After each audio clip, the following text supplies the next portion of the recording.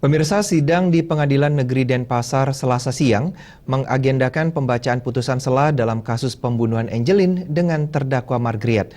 Hakim memutuskan menolak semua eksepsi terdakwa dan melanjutkannya persidangan dengan agenda pemeriksaan saksi. Hakim menilai surat dakwaan jaksa telah disusun lengkap dan jelas. Sidang lanjutan pembunuhan Angelin dengan terdakwa ibu angkat korban Margriet mendapat pengamanan ketat aparat kepolisian. Dalam putusan selanya, Ketua Majelis Hakim Edward Haris Sinaga mengatakan semua materi eksepsi terdakwa ditolak. Menurut Hakim, seluruh dakwaan jaksa penuntut umum telah disusun dengan lengkap dan jelas. Untuk itu, persidangan dapat dilanjutkan dengan agenda pemeriksaan para saksi. Menyikapi penolakan eksepsi, kuasa hukum Margriet meminta jaksa menginformasikan kepada kuasa hukum terdakwa tentang saksi-saksi yang akan dihadirkan sebelum sidang berikutnya. Namun demikian, jaksa menolaknya karena sudah tercantum dalam surat dakwaan. Jumlah saksi yang akan dihadirkan dalam sidang lanjutan mendatang mencapai lebih dari 20 orang. Semua alat bukti akan kita hadirkan di persidangan ini.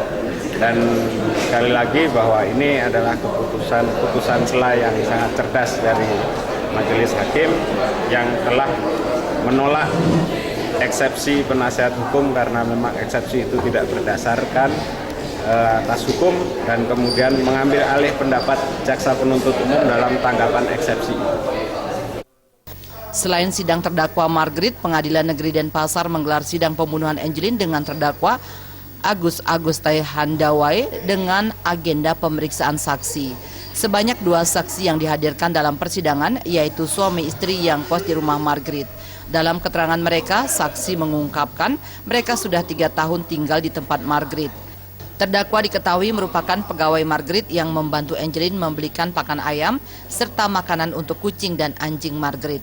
Saksi kerap mendengar teriakan minta ampun Angelin terhadap ibu angkatnya di dalam kamar miliknya karena merasa kesakitan. Raiswantara dan Putu